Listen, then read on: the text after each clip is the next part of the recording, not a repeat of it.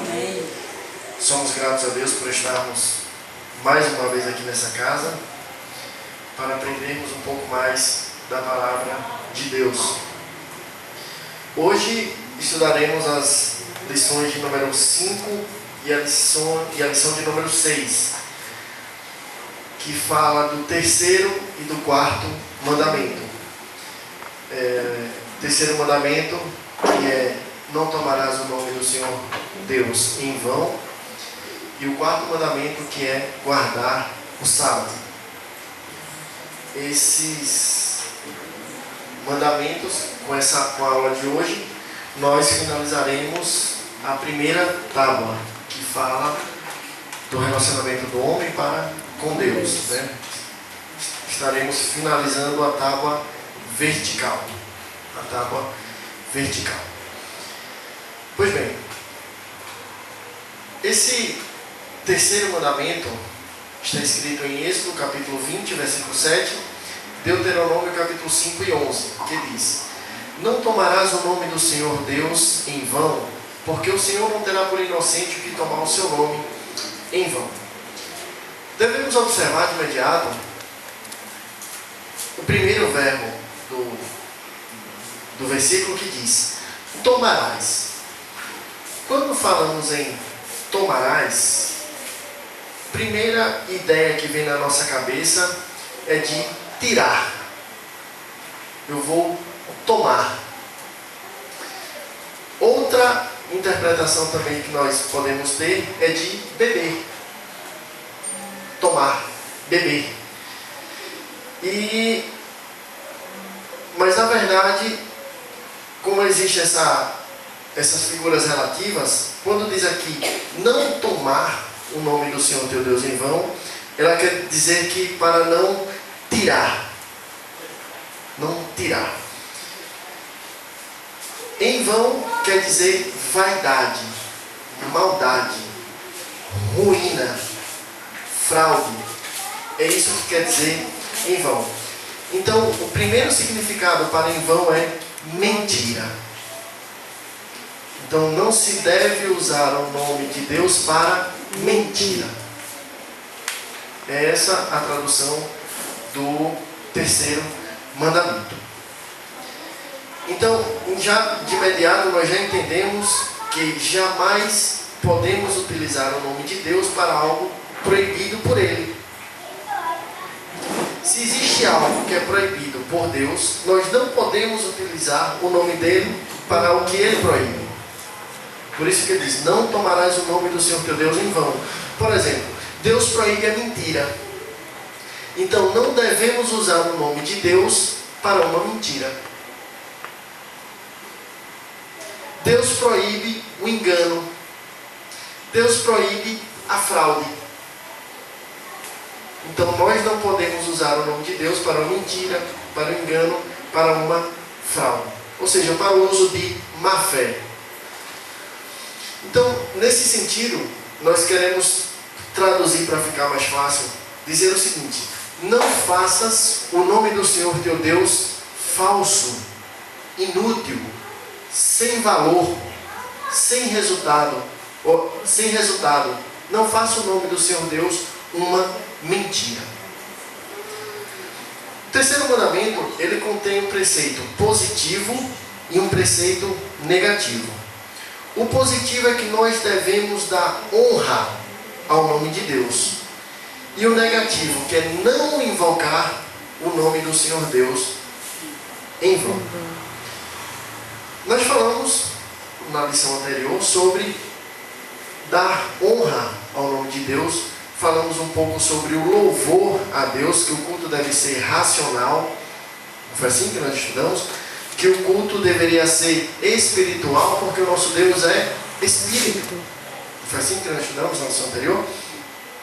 Então, dar honra ao Senhor nada mais é do que adorarmos a Ele em espírito e em verdade. É ter reverência e respeito no culto a Deus. Outra honra que Deus exige de nós é a ocupação diária nas Escrituras. e meditação e a oração. Meditação nas Escrituras e oração.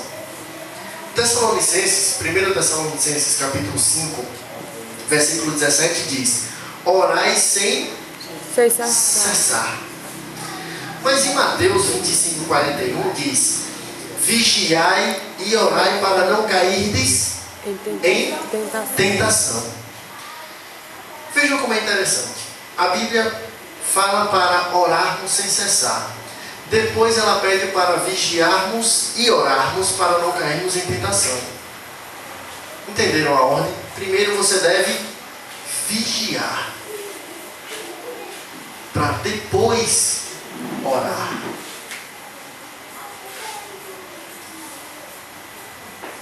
Vigiar e depois orar.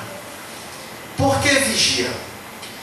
Porque a Bíblia nos adverte para fugirmos da aparência do mal? Não é assim? A Bíblia não pede para que nós nos afastemos da aparência, ou seja, daquilo que parece ser mal. Tudo que parecer ser mal, nós devemos fugir. E para que nós possamos perceber o que é mal, é necessário estarmos atentos, vigilantes. Por isso que aqui Mateus diz: vigiai e orai. Exatamente nessa sequência. Primeiro vigiar, depois orar. Outra honra que nós devemos dar a Deus é invocar o seu nome na confiança que Ele irá nos livrar dos perigos e dos males, para que nós possamos suportar as aflições. Estudamos na primeira lição aqui dada para os irmãos que Deus intervém na humanidade.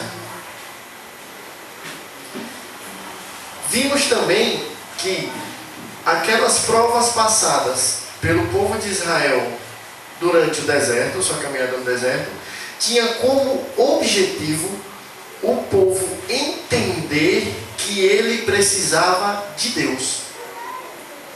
Foi por isso que o maná ele era dado diariamente, para que o povo entendesse que Deus cuidaria deles dia após dia.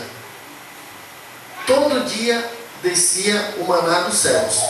É por isso que Deus estava mostrando ao povo: dependa de mim, dependa de mim. Por isso que a Bíblia também fala: basta a cada dia o seu mal.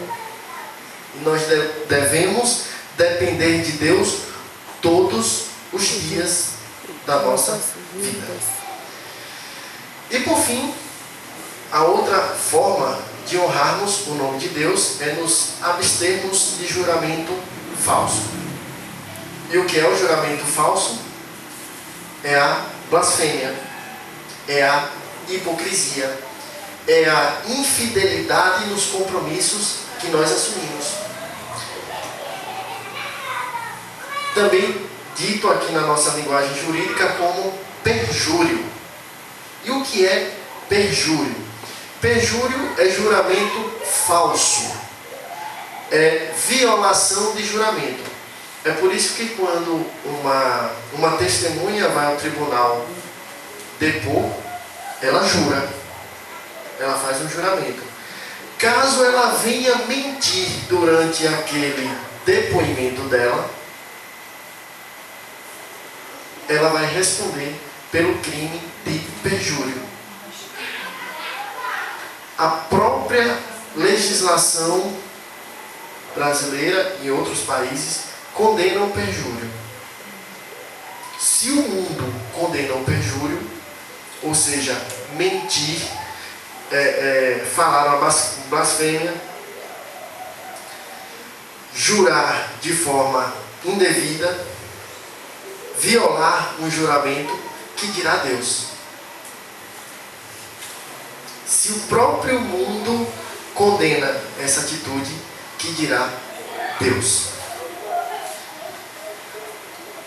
O descumprimento do terceiro mandamento, por ser um ato de desonra contra Deus, recebe uma punição severa por parte dele. Diz assim no Êxodo capítulo 20, versículo 7: porque o Senhor não terá por inocente ao que tomar o seu nome em vão. A Bíblia não provê nenhuma sanção, ou seja, a Bíblia não provê castigo para quem descumpre esse mandamento. Porém, em Hebreus capítulo 10, versículo 31 diz: horrenda coisa é cair nas mãos de Deus. Então nós devemos ter o máximo de cuidado quando tratarmos alguma coisa, quando nós acordarmos alguma coisa com alguém. Porque a nossa palavra deve ser sim, sim, e não, não. O Senhor Jesus se referiu a este mandamento no Sermão da Montanha, quando ele disse em Mateus capítulo 5, versículo 33 a 37: outro sim, ouvistes o que foi dito aos antigos: não perjurarás, mas cumprirás os teus juramentos ao Senhor. Eu, porém, vos digo que de maneira nenhuma jureis, nem pelo céu, porque é o trono de Deus, e nem pela terra, porque é o escabelo dos seus pés, nem por Jerusalém, porque é a cidade do grande rei. E nem jurarás pela tua cabeça, porque não podes tornar um cabelo branco ou preto. Aí quando ele fala: seja porém o vosso falar sim, sim, não, não, porque o que passar disso é de procedência maligna. E por que de procedência maligna? Porque o nosso inimigo, ele é o pai da mentira.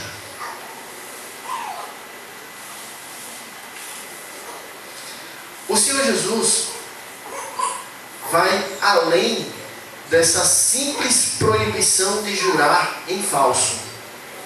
Porquanto, ao falar sobre este mandamento, Jesus simplesmente manda que seus discípulos não deveriam jurar.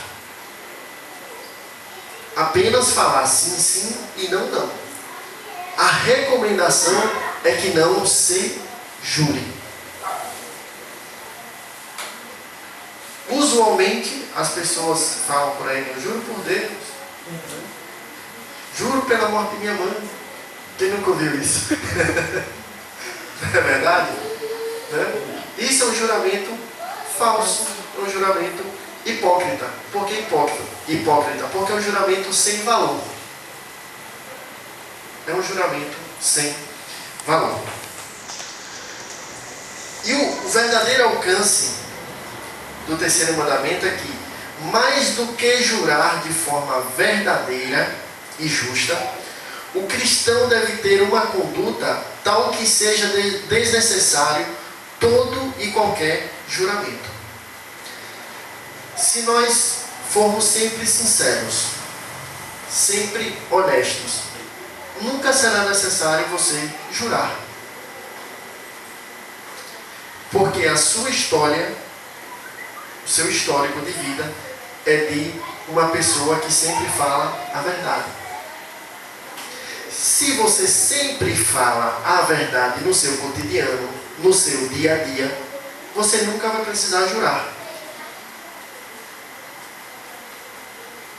Porque geralmente se usa a jura quando você quer justificar uma desconfiança. Quando alguém não acredita naquilo que você está falando, você diz: não, eu juro que foi assim. Eu juro que aconteceu desse jeito.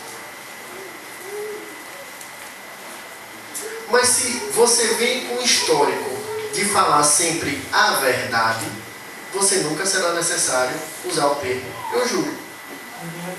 Ninguém vai duvidar. Ninguém vai duvidar.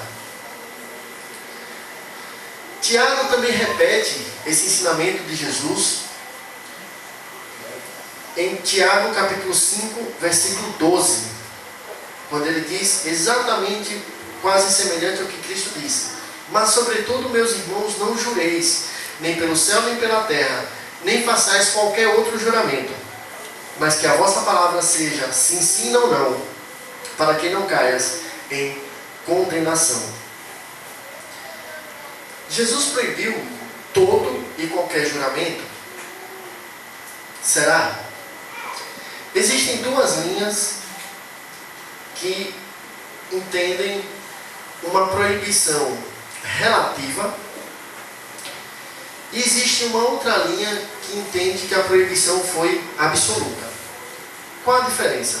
É que a proibição relativa fala dos juramentos falsos e banais. Mais uma vez, quando a gente diz, eu juro, num depoimento, por exemplo, jura falar a verdade, nada mais que a verdade, juro.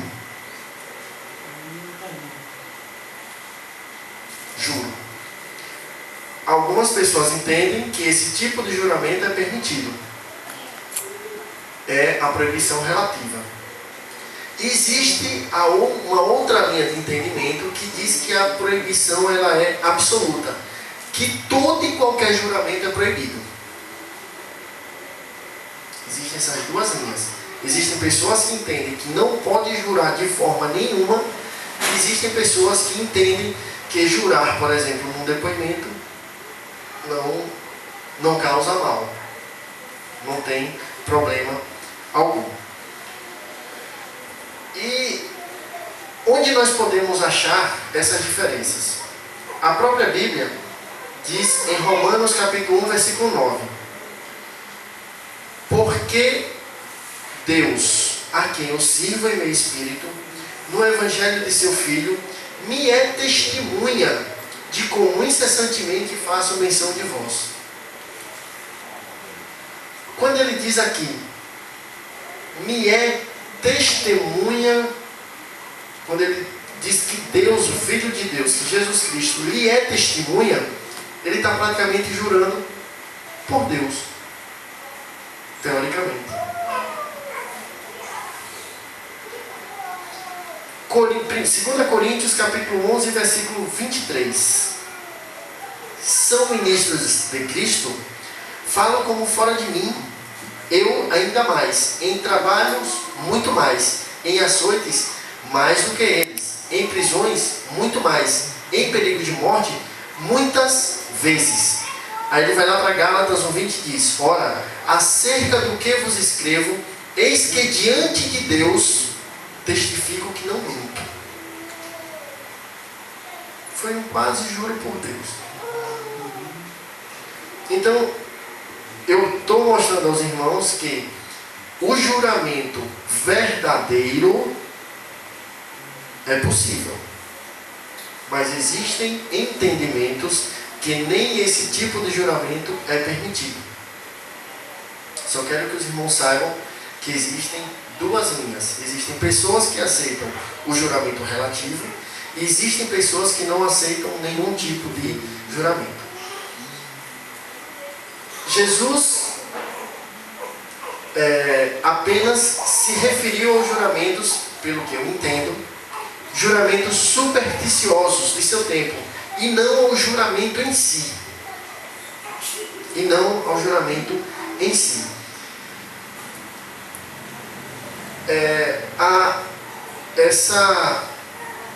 Eu entendo, eu particularmente, é um ponto de vista meu, o juramento exigido pelas autoridades civis, como esse tipo de juramento, eu entendo que não há mal, porque é um juramento verdadeiro.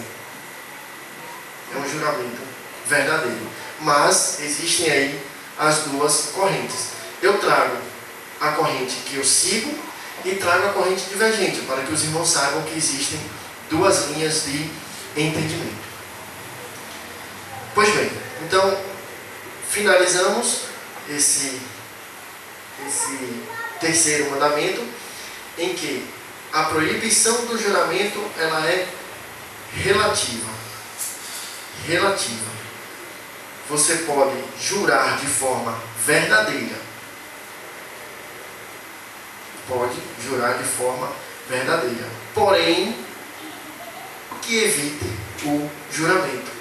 Para que você não jure de forma verdadeira e depois venha descumprir aquilo que você jurou de forma verdadeira. Você de repente pode falar, olha, eu prometo que nunca mais vou ferir você com palavras, com atos, com atitudes e tal. Mas pode acontecer. Somos humanos, somos falhos, somos passíveis de erro. É melhor que não jure, que não prometa aquilo que você não pode cumprir. O quarto mandamento é: santificarás o sábado.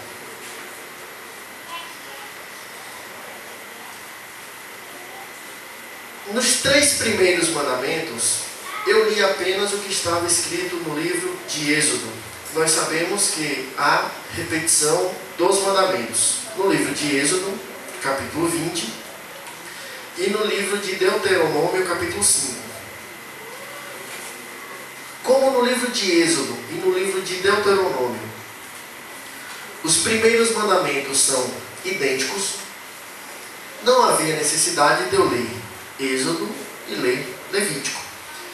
Porém, quando trata-se do sábado, a linguagem muda. Há uma alteração. Diz assim no livro de Êxodo, capítulo 20, versículo 8 a 11. Lembra-te do dia do sábado para o santificar. 6 dias trabalharás e farás a tua obra. Mas o 7º dia é o sábado do Senhor teu Deus. Não farás nenhuma obra, nem tudo, nem teu filho, nem tua filha, nem teu servo, nem a tua serva, nem o teu animal, nem o teu estrangeiro que estiver dentro das tuas portas. Porque em 6 dias fez o Senhor o céu e a terra, o mar e tudo que neles há. E ao 7º dia descansou. Portanto, abençoou o Senhor o dia do sábado e o santificou. Como é que começa Êxodo 20? Lembra-te do dia do sábado. Vamos para Deuteronômio capítulo 5, versículo 12 a 15. Ele diz: guarda o dia do sábado. Começou diferente. Lembrar é uma coisa, guardar é outra. Vamos continuar o texto. Guarda o dia do sábado para o santificar, como te ordenou o Senhor teu Deus. 6 dias trabalharás e farás toda a tua obra. Aí repete exatamente o mesmo texto.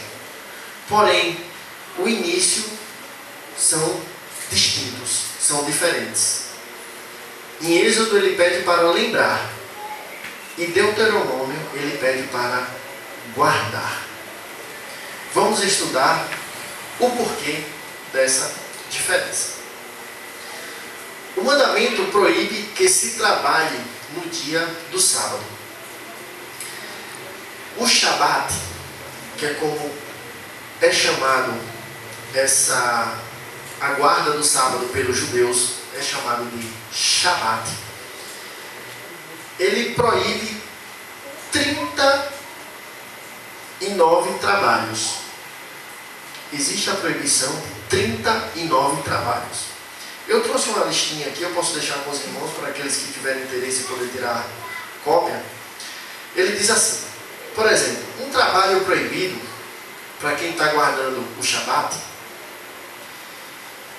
é arar. Os irmãos sabem o que é arar. Arar a terra. Vocês sabiam que no sábado, por exemplo, uma criança que estiver guardando o sábado, eles não podem jogar bolinha de gude. Por quê? Porque quando ele jogar a bolinha de gude, ela não vai correr na terra, não vai fazer o caminho, pode-se entender que aquilo está arando a terra.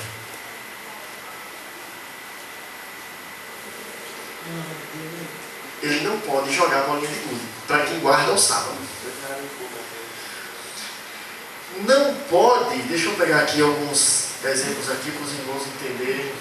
Não pode assar, cozinhar nem fritar. A comida deve ser feita na sexta para poder comer no sábado. Fria, não pode esquentar não. Não pode esquentar. Não pode esquentar porque aqui na proibição de número... deixa eu olhar aqui, tá? Na proibição de número 36, diz que é proibido acender fogo. E quando diz acender fogo, é interessante, porque nem sequer uma lâmpada pode se acender. Para os irmãos terem ideia, sabe a luz da geladeira? A luzinha da geladeira? Na sexta-feira ela é frouxa, porque quando se abre a geladeira ela não vai acender. Mas assim, não houve ele não acendeu o interruptor. Mas como a proibição é de acender, para que a luz se acenda não é necessário faísca da eletricidade? Então ele está acendendo. É proibido. Não pode ligar o motor do carro, por exemplo, porque causa faísca. Não pode nem acender o fogo e nem pode apagar fogo. São 39 proibições. Por exemplo, transportar de propriedade particular para a pública e vice-versa. Você não pode transportar nada. Você não pode, por exemplo, se você for dar algo para alguém, você tem que dar a 1,92 metros de distância, quase 2 metros de distância. Você tem que entregar algo a alguém. Você não pode se aproximar. Isso para quem guarda o sábado. Para quem guarda o sábado. Existem outras. Escrever não pode. Apagar também não pode. Cortar não pode. Fazer um nó também não pode. Tem que usar sapatos sem pedaço. Traduzindo não pode fazer nada. Oi? Traduzindo no sábado não pode fazer nada. Mais ou menos isso, é quase. Quase. Aqui existem 30... Eu trouxe a relaçãozinha para os irmãos. Adventista. Banho? Não. Vamos dar uma olhadinha por aqui, se pode tomar banho. Poder... aqui fala em lavar. Lavar... Tá, pode. Tomar banho pode. Passar um perfuminho pode. Depende, vamos dar uma olhadinha. Tem que olhar bem direitinho aqui o que pode, o que não pode. Eu só trouxe alguns exemplos aqui para que os irmãos saibam o que pode e o que não pode. O que pode e o que não pode. Depois os irmãos podem tirar aqui a xerox, dar uma lida com calma e prestar atenção se quem guarda o sábado consegue realmente seguir toda essa listinha aqui do Shabat. Muito bem, vamos continuar. Foi só uma descontração aqui para os irmãos, para que os irmãos entendam o que é realmente a guarda do sábado para o judeu, para o Shabat. Mas isso aí não é só quem foi de Jeová. Não. Porque ultimamente Jeová é tudo isso. O testemunho de Jeová é outra história, a gente fala lá na frente. Vamos entender Adventista, o pessoal da Adventista sobre faz. o sábado, o porquê da guarda do sábado, e depois a gente lá no final fala um pouquinho sobre os adventistas, tá bom? Vamos lá. Tirei o microfone aqui que é para não causar. Tudo bem, eu estou em casa, né? Aqui é minha casa, mas devemos respeitar os demais. Muito bem. Então, tá aqui, vou deixar aqui com alguém, deixar aqui com o irmão. Se alguém tiver interesse depois, é só tirar xerox, tá? Fiquem à vontade. Então, a palavra Shabat para o judeu e para quem guarda o sábado significa descanso, repouso. Esse é o significado da palavra Shabat. Descanso, repouso. A Bíblia diz que no sétimo dia da criação descansou o Senhor.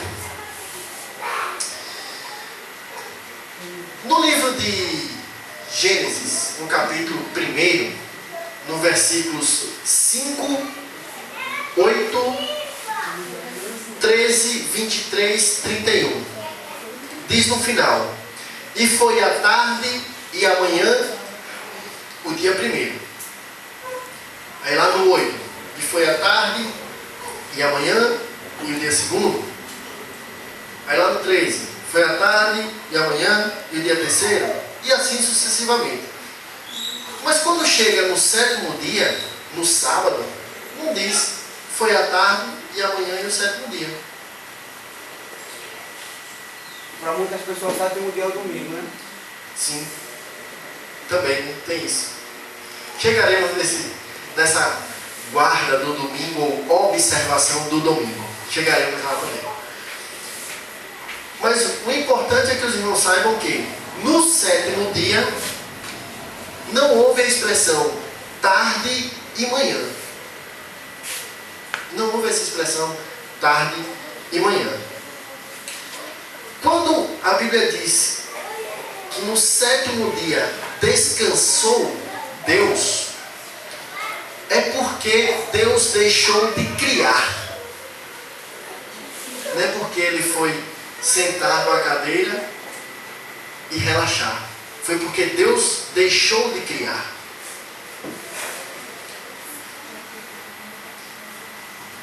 Leiam para mim aí, por favor, alguém, no livro de Gênesis, capítulo 1, versículo 4. Gênesis 1, 4. Por favor. E viu Deus que era boa a luz, e fez Deus separação entre a luz e as trevas. Deus criou a luz e separou a luz e as trevas. Leia para mim, por favor, o 7.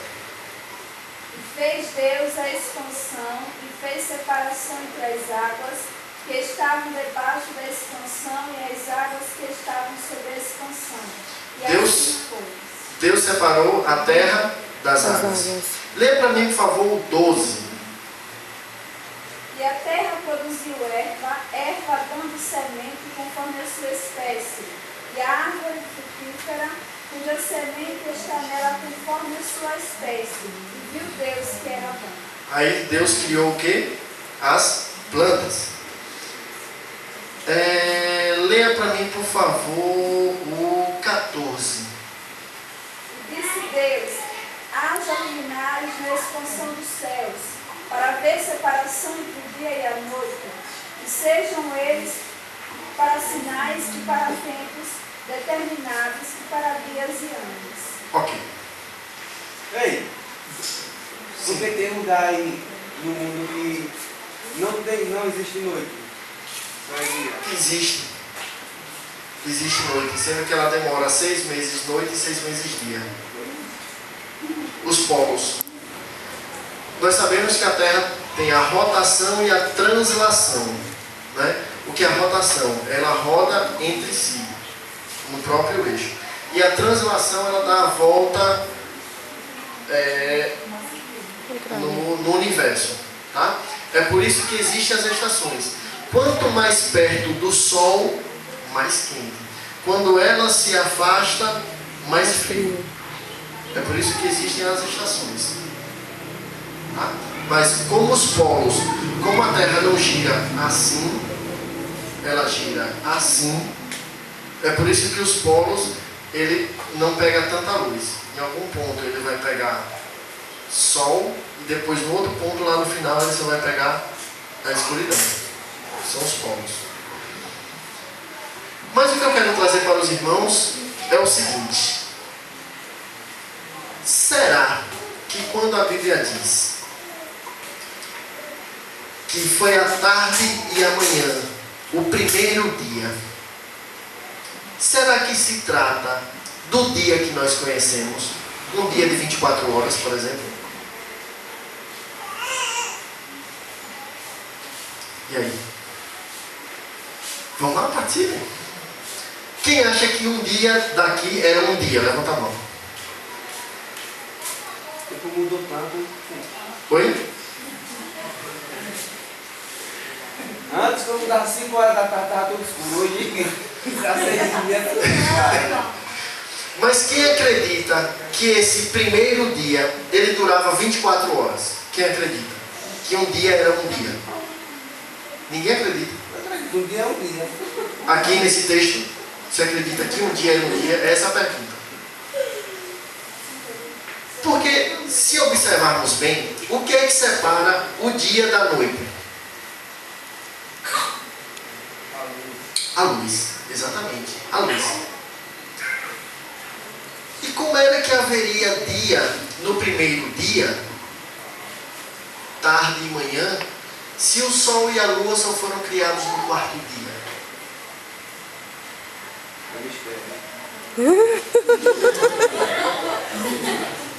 Não foi assim que você leu? Leia para mim de novo, por favor.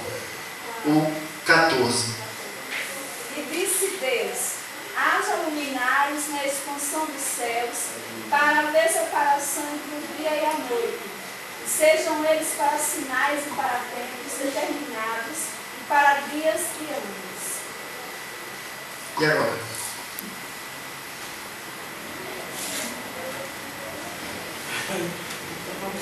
E agora?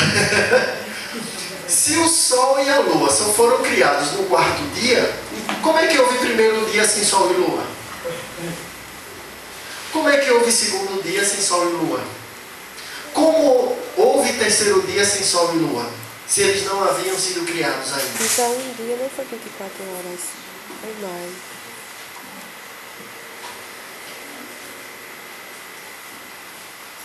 Vamos lá? Estou perguntando a vocês. Então, Eu costumo dizer o seguinte, que ler a Bíblia, deve ter alguma criança aí de 3, 4 anos, 5, que já deve ler. Qualquer um lê. Agora, entender, ver o contexto do que está lendo, é que deve ser observado. Quantas vezes nós aprendemos primeiro dia, segundo e tal, mas ninguém nunca parou para observar, alguns já pararam para observar ou não antenaram, que o sol e a lua só foi feito no quarto. Como é que poderia haver dia?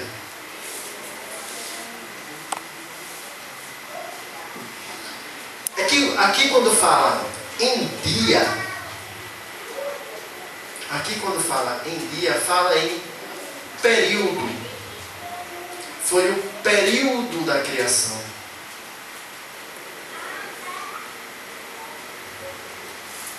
Deus criou primeiro os luminares, depois separa as águas, vem as plantas, sol e lua, e assim ele vai fazendo a sua criação. Vai fazendo a sua criação. Quando chega no sétimo dia, que Deus descansa, não é porque ele parou para descansar, é porque ele deixou de criar. Ele parou de criar. A Bíblia diz que não existe nada novo debaixo dos céus. Não existe nada novo. Tudo foi feito, já está tudo criado. Por isso que a Bíblia diz que Deus descansou, porque ele não criou mais, não precisou criar mais nada. João 5,17 diz: o meu Pai trabalha até agora e eu trabalho também. Deus não parou. Deus não descansou, como muitos entendem. Ele apenas parou de criar. Ele deixou de criar. Então, quando diz que Deus descansou, é porque ele deixou de criar. E passou a sustentar, a manter tudo aquilo que ele havia criado. O descanso de Deus não era um dia, mas sim o propósito de Deus para toda a criação. o momento em que se desfrutaria a comunhão entre Deus e o homem, em que o Senhor, juntamente com a coroa da criação terrena, teria o cuidado e sustento de tudo que foi criado. A Bíblia diz que Deus visitava Adão todos os dias, ao final da tarde. Gênesis capítulo 2, versículo 15 diz: E tomou o Senhor Deus o homem e o pôs no jardim do Éden para o lavrar e o guardar. Lavrar fala de trabalho. Guardar fala de manter, preservar. Por isso que Deus diz: colocou o homem no jardim do Éden para o lavrar e para o guardar. Ou seja, trabalho. O homem vai continuar trabalhando. Adão estava trabalhando. Estava guardando, mantendo, preservando aquilo que Deus havia criado. Tanto o é, que Adão foi quem pôs o nome nos animais. Só para fazer uma pergunta. Sim. Eu estava numa casa de uma pessoa, chegou uma pessoa lá para evangelizar. Essa pessoa disse: se Adão não tivesse cometido o pecado, Sim. e comeu o fruto que Deus proibiu, não existiria morte. É verdade? Exato. Sim. Sim. Chegaremos nesse ponto, poderemos falar. Deus vivia em harmonia junto com o homem. Deus vivia em harmonia junto com o homem.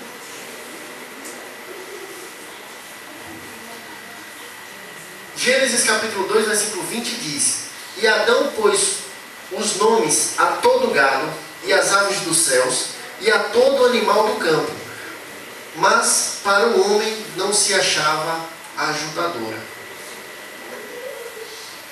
Ele ainda não existia a mulher. Mas o homem, ele já trabalhava. Ele já mantinha aquilo que Deus havia criado. Só um parênteses em relação ao que ele falou. A Bíblia, Deus proibiu do homem comer de duas árvores. Uma foi a do conhecimento do bem e do mal, e a outra foi da árvore da vida. Não foi assim? O homem comeu da árvore do conhecimento do bem e do mal.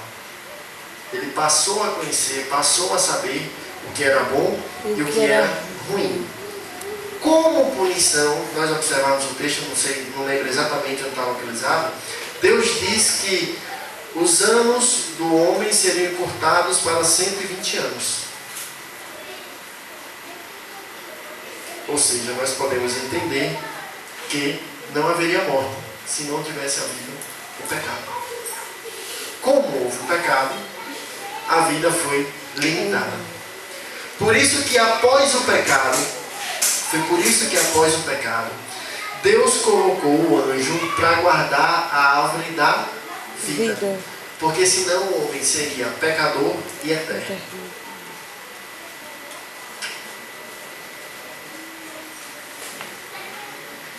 Ok? Respondido? Tranquilo? Vamos lá.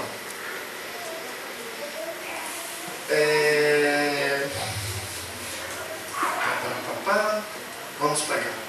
Então entendemos que o descanso de Deus foi que ele deixou de criar. Descansou. Foi que Deus parou. Nós já vimos que Deus trabalha até agora. E Jesus disse: e eu trabalho também. Porém, quando houve o pecado, a comunhão que havia entre Deus e o homem, ela foi quebrada. Vimos que o homem vivia em perfeita harmonia com Deus. Até o pecado. Ele vivia em perfeita harmonia com Deus e Deus o visitava todos os dias no final da tarde. Quando veio o pecado, rompeu essa comunhão, quebrou essa comunhão. Então, a partir da quebra da comunhão, o homem ficou aguardando a redenção, que só viria a ser cumprida com a vinda de Jesus Cristo.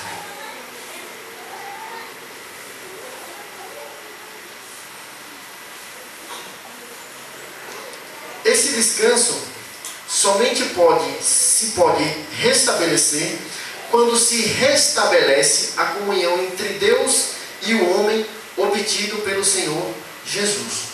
João capítulo 17, versículo 21 a 23 diz: para que todos sejam um, como tu, ó Pai, és em mim e eu em ti, que também eles sejam um em nós, ou seja, eles, nós todos, sejam um em nós, para que o mundo creia que tu me enviaste. Eu dei-lhes a glória que a mim me deste, para que sejam um como nós somos um. Eu neles e tu em mim, para que eles sejam perfeitos em unidade, e para que o mundo conheça que tu me enviaste a mim, e que os tens amado a eles como me tens amado a mim. Quando nós aceitamos a Cristo, essa comunhão que foi quebrada lá no Jardim do Éden, ela é restabelecida. Ela é restabelecida. Por isso, é por esse motivo que Jesus diz: vinde a mim, todos os que estão cansados, sobrecarregados e oprimidos, e eu vos aliviarei. Nós só podemos encontrar descanso em Cristo. Shabat não significa descanso? Então, nosso descanso está em Cristo.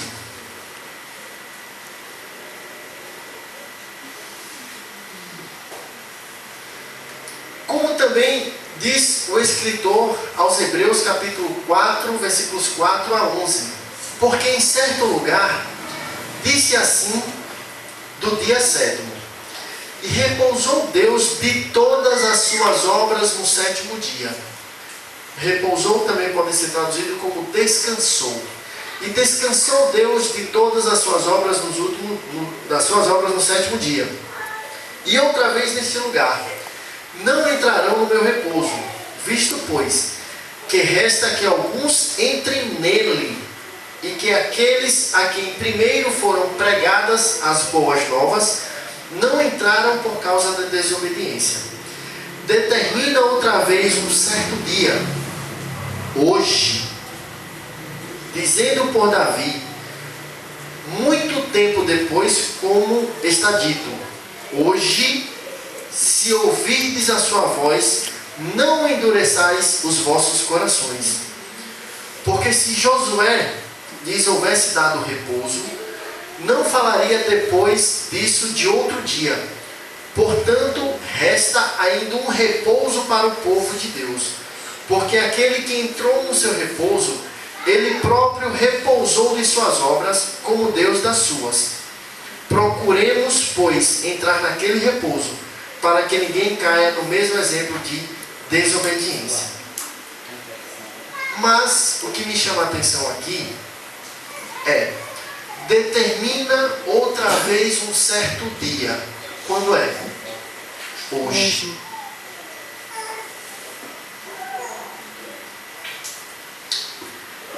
Hebreus capítulo 4, aqui deve ser 4, 5, 6, talvez versículo 7 ou 8. Hebreus 4, 7 ou 8. Determina outra vez um certo dia. Hoje.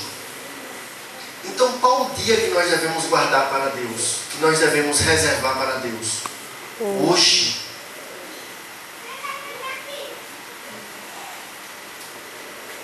Hoje. Porque Cristo pode buscar a sua igreja hoje.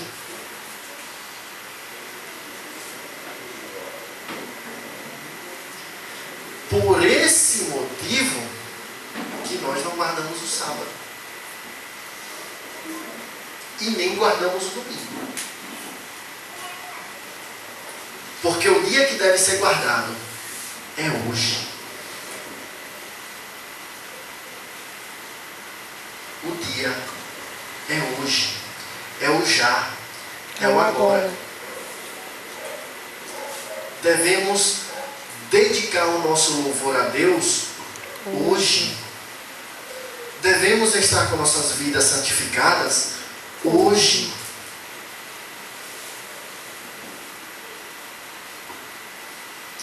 O quarto mandamento é a santificação do sábado. É um dia separado para Deus. É assim a ideia do quarto mandamento, do sábado, da guarda do sábado. É um dia separado para Deus. E qual dia que nós devemos separar para Deus? Hoje.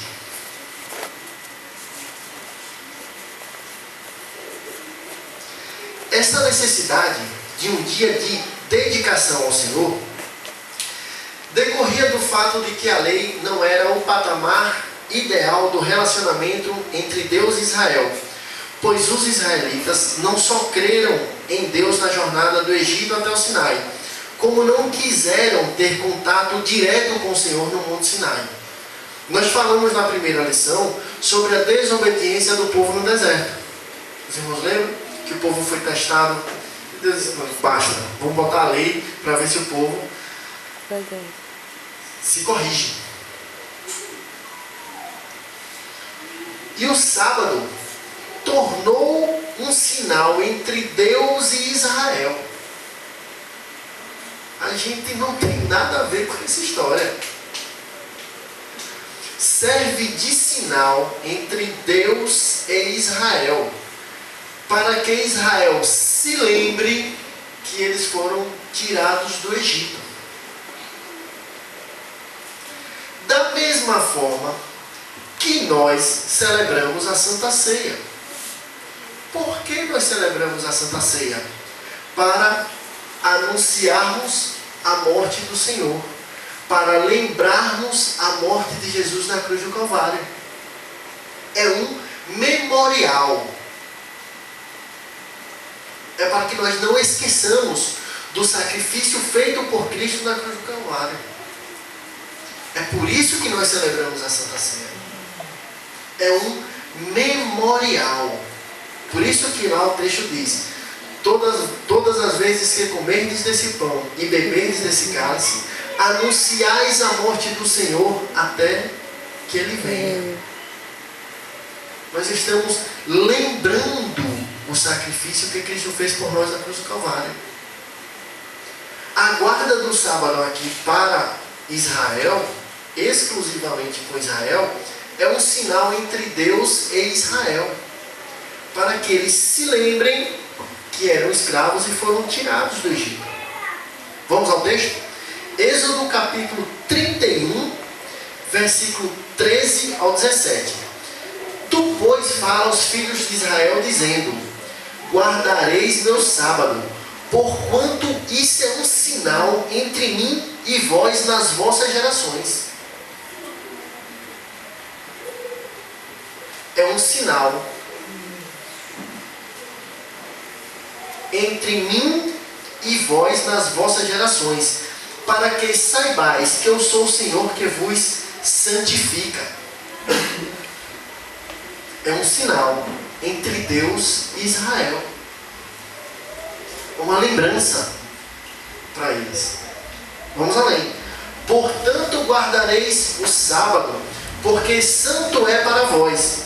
Aquele que o profanar, certamente morrerá. Porque qualquer que nele fizer alguma obra, aquela alma será eliminada no meio do seu povo. 6 dias trabalharás, porém o 7º dia é o sábado do descanso, santo ao Senhor. Qualquer que no dia do sábado fizer trabalho algum, certamente morrerá. Guardarão, pois, o sábado os filhos de Israel, celebrando nas suas gerações por aliança perpétua. Eterno. O sinal para eles eterno. gente não tem nada a ver com isso. Nós não temos nada a ver com essa história. Até porque nós somos gentios.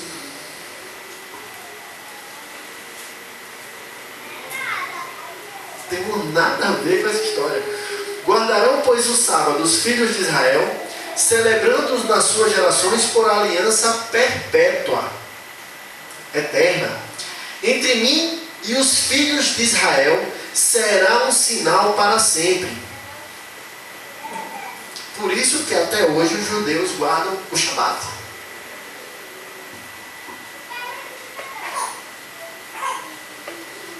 Entre eles e Deus.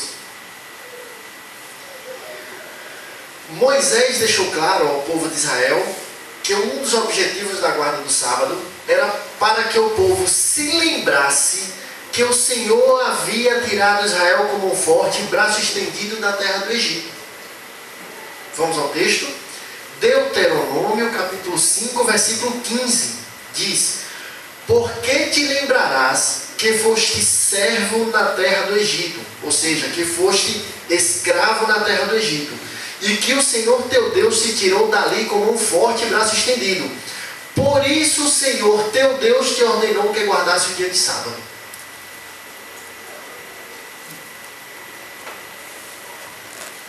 Entre Deus e Israel. Nós somos gentios. Por isso que nós não guardamos o sábado. Por esse motivo que nós não guardamos o sábado. O sábado representa a lembrança daquele antigo estado de comunhão entre Deus e o homem. Um sinal que se estabelecia entre Deus e Israel para que os israelitas pudessem se tornar reino sacerdotal e povo santo. Êxodo capítulo 19, versículo 6. E Êxodo 19, capítulo 5. Diz, o 6: e vós me sereis um reino sacerdotal e o povo santo. Estas são as palavras que falarás aos filhos de Israel. E o 5: agora, pois, se diligentemente ouvirdes a minha voz e guardardes a minha aliança, então sereis a minha propriedade peculiar dentre todos os povos, porque a terra é minha. Porque a terra é do Senhor. Então, o propósito da guarda do sábado é somente para os israelitas ou para os estrangeiros que morassem com os israelitas. Nós lemos lá no texto: qualquer estrangeiro que estiver na tua porta, ou seja, que estiver dentro da sua casa, também deve guardar. Então é para o israelita e o estrangeiro que morar com um israelita. A gente não tem nada a ver com essa história. Temos nada a ver com essa história. Nada a ver. Então, trata-se de um mandamento restrito.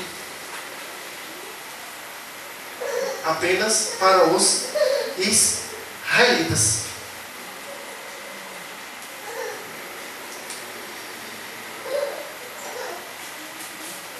Segundo a tradição judaica, esse mandamento ele foi dado a Israel primeiramente em Mara. Os irmãos lembram que nós falamos das águas de Mara?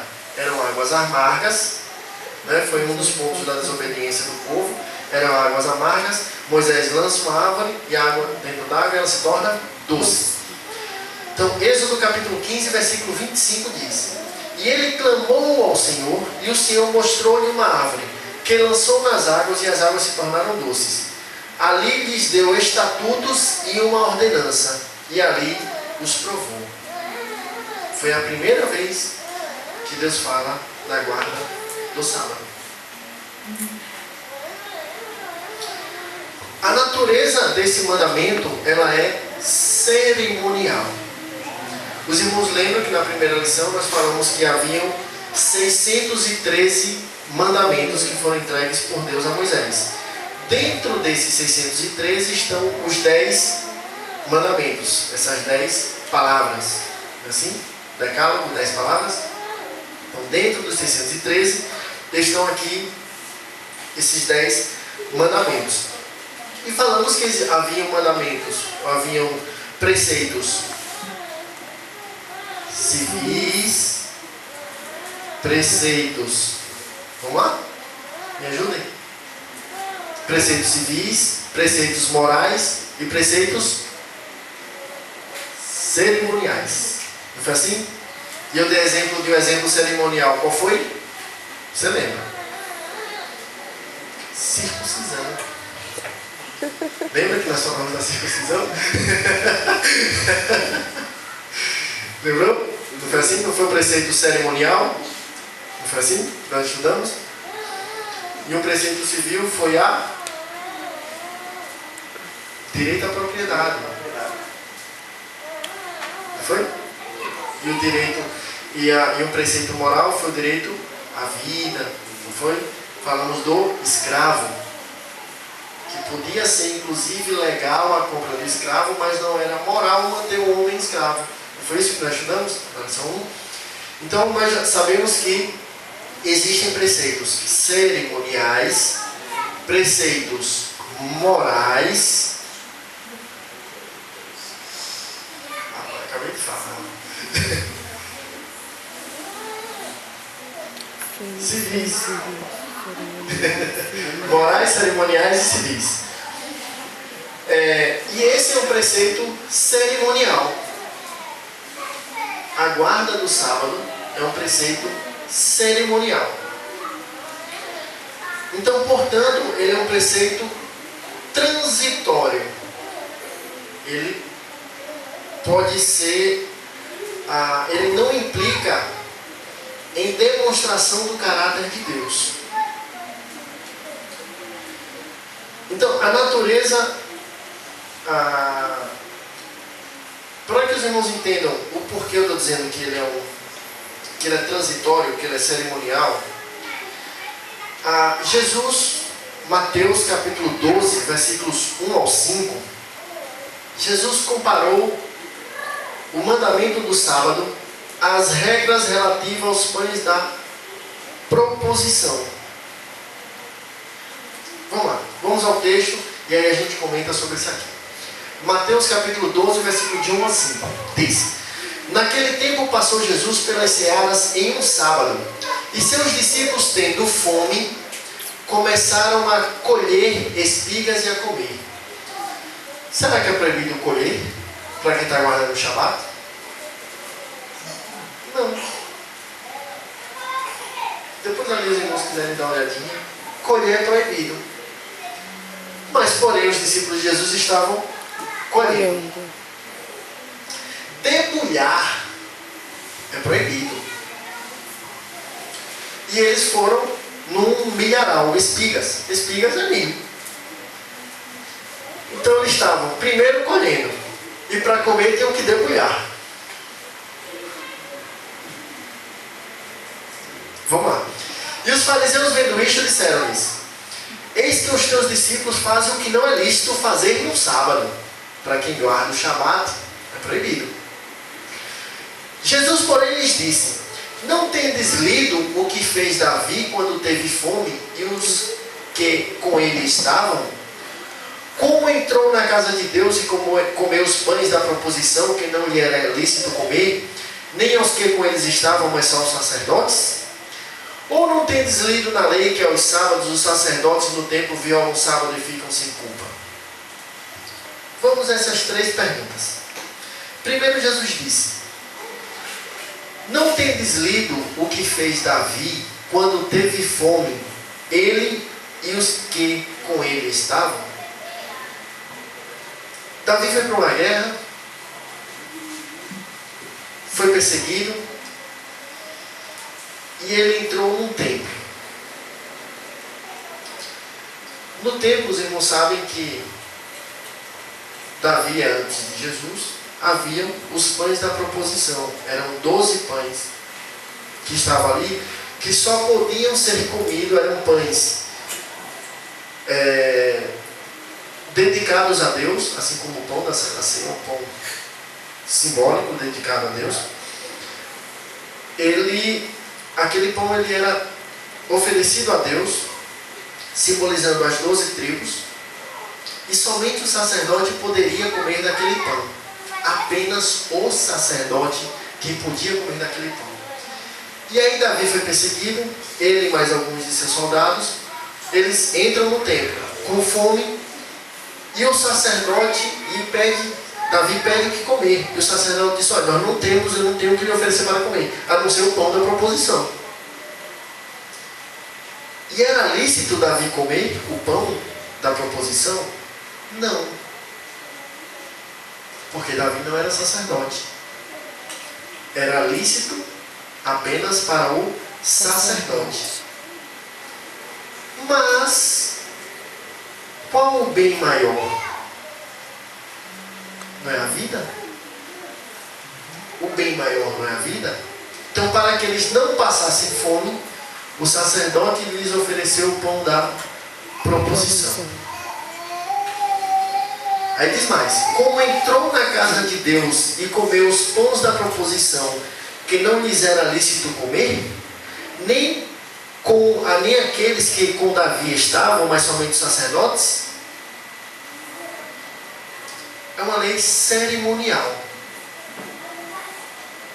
É uma lei cerimonial. Ou não tendes lido na lei que aos sábados os sacerdotes do templo violam o sábado e ficam sem culpa? Por que o sacerdote violava o sábado, o Shabat? O sacerdote não tinha que oferecer o sacrifício? Não tinha que oferecer o sacrifício, o sacerdote? Para oferecer o sacerdote, para oferecer o sacrifício, o que o sacerdote tinha que fazer com o animal? Matar.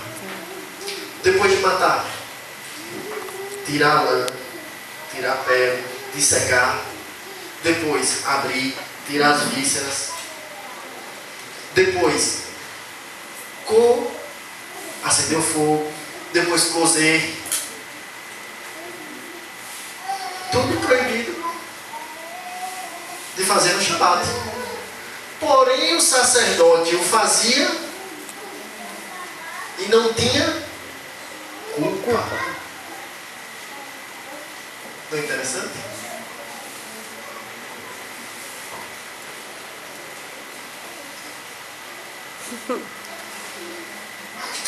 O sacerdote o fazia e não tinha culpa.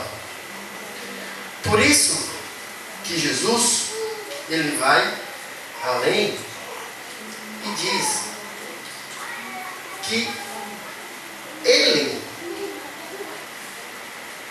é o Senhor do sábado.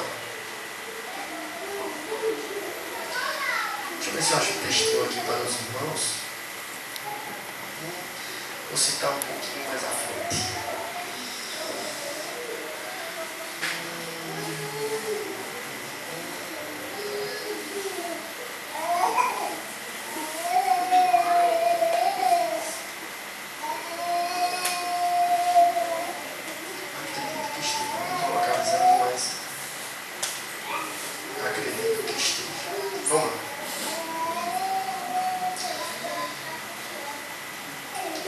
A realidade espiritual apontada pelo quarto mandamento é o descanso espiritual em Cristo Jesus.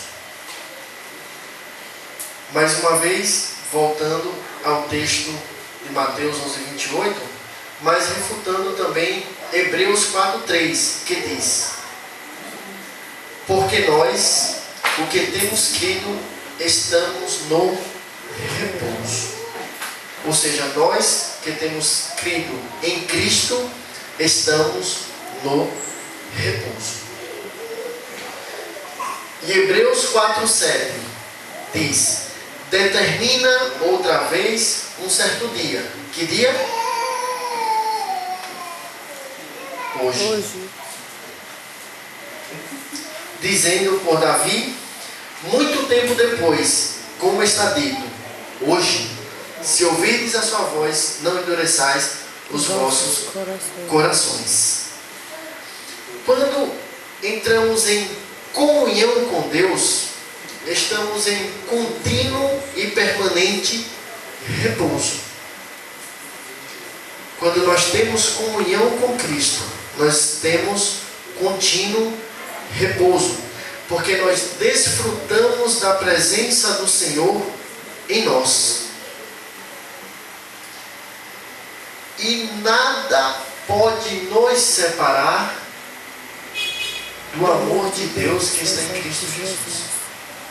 Não é assim que diz? Quem nos separará do amor de Cristo?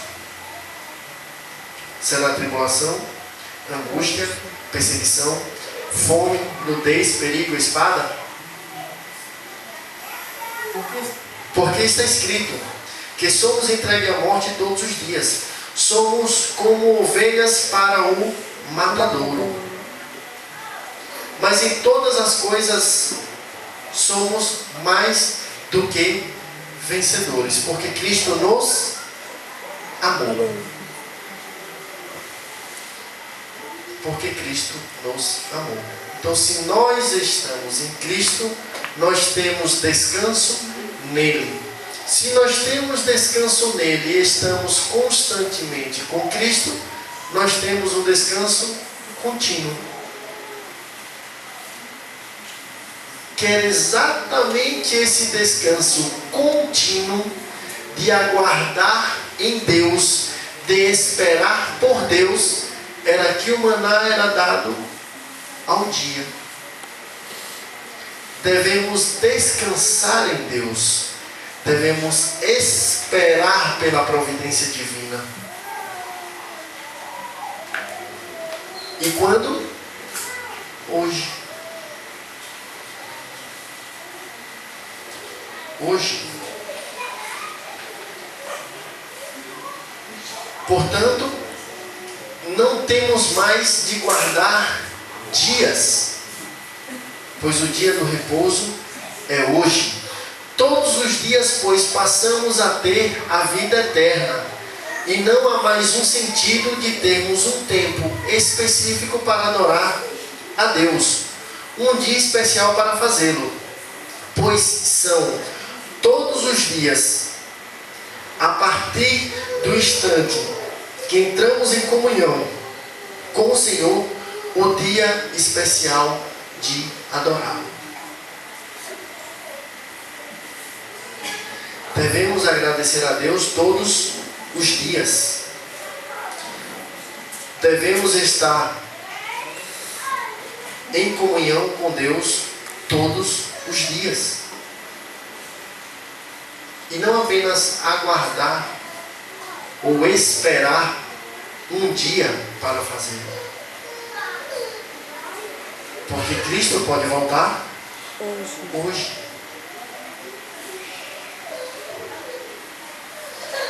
Também não é correto que se guarde o domingo. Por que algumas pessoas guardam o domingo? São dois motivos. O primeiro motivo, por ser o dia em que Cristo ressuscitou. Esse é o primeiro motivo. E o segundo, por ser o dia em que Jesus se reuniu com seus discípulos após a ressurreição. Também era um dia de domingo. Então muita gente entende que não é necessário mais guardar o sábado, mas sim guardar o domingo por esses dois motivos. Por ser o dia que Cristo ressuscitou e por ter sido o dia em que Jesus se reuniu com seus discípulos após a ressurreição. Mas nós não devemos guardar o domingo também. Porque o dia que nós devemos observar, guardar, é o hoje.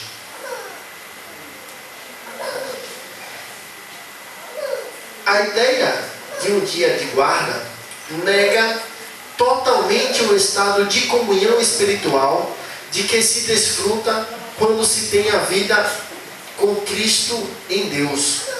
Obriga a necessidade de termos uma íntima comunhão com Deus, uma comunhão diária.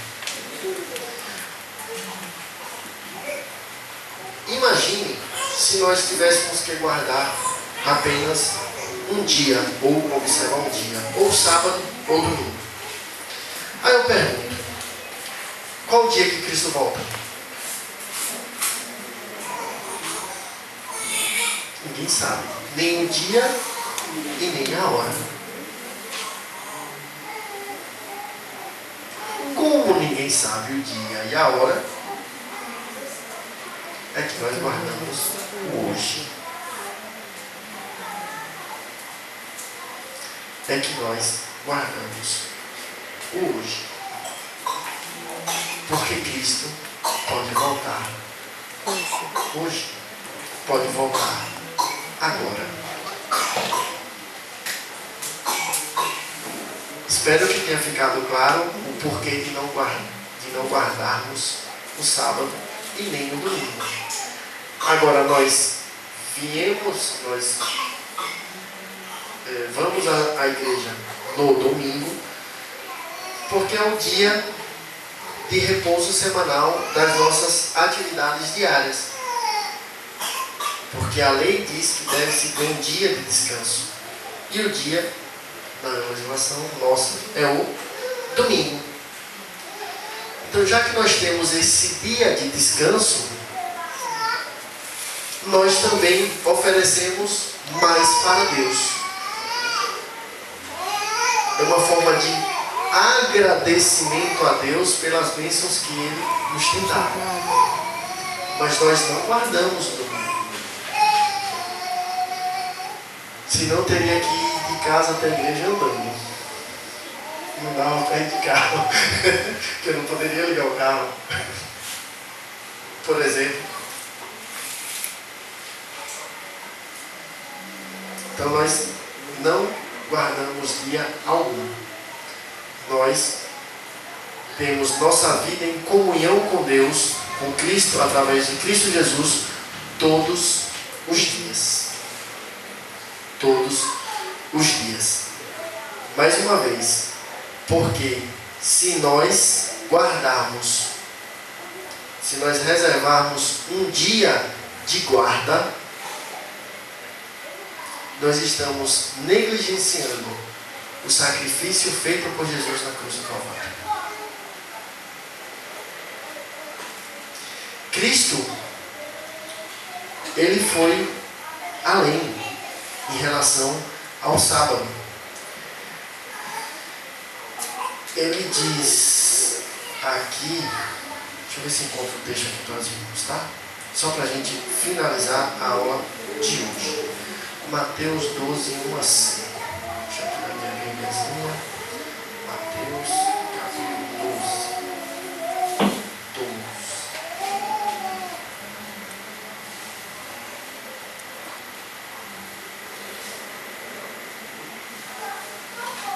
1 a 5.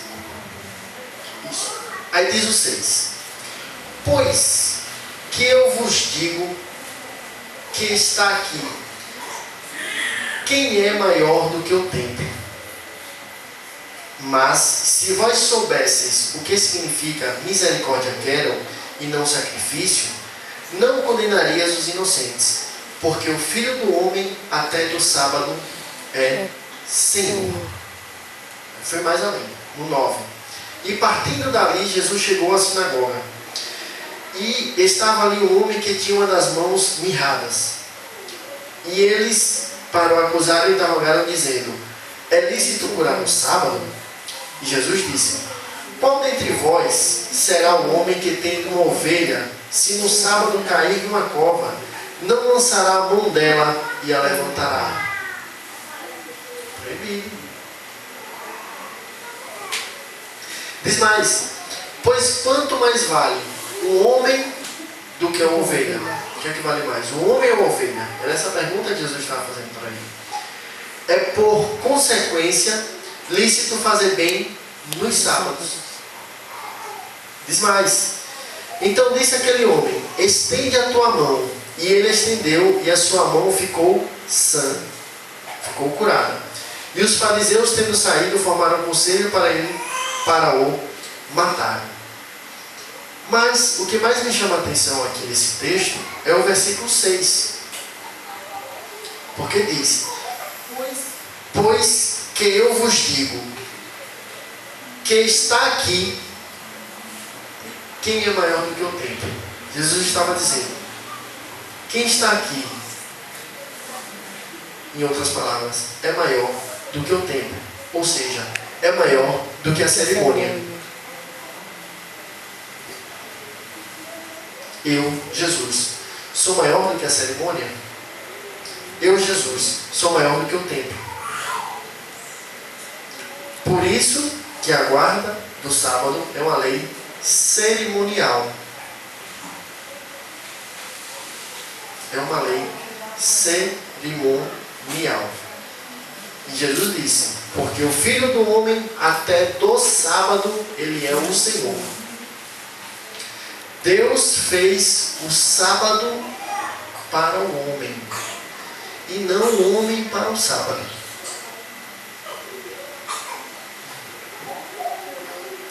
Deus fez o sábado para o homem e não o homem para o sábado. Porque a obra-prima de Deus, a obra maior é o homem.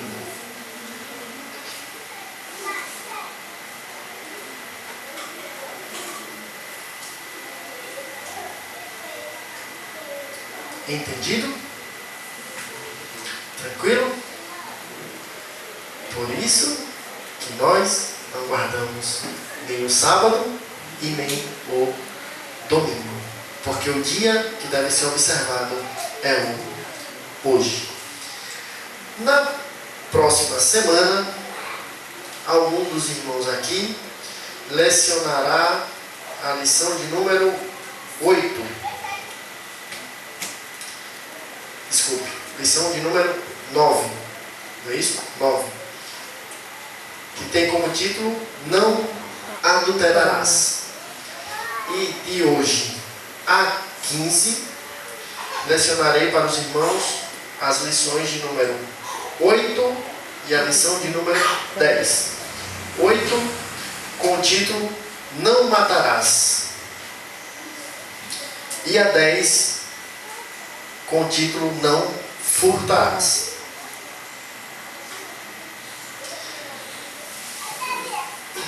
Só para os irmãos pensarem um pouquinho e só me darem a resposta na próxima aula, de hoje a 15. Não precisam responder agora. A pergunta é a seguinte: é possível matar sem pecar?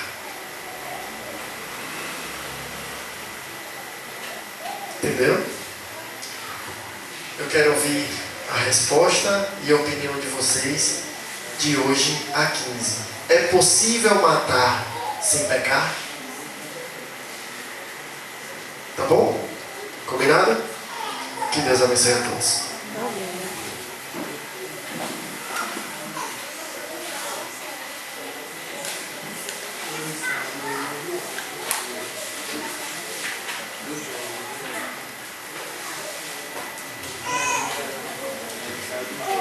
Glória a Deus, graças a Deus por ouvir nosso professor nos ensinar, e queremos pedir a Deus que leve ele em paz e que tudo que foi dito aqui vocês guardem no coração.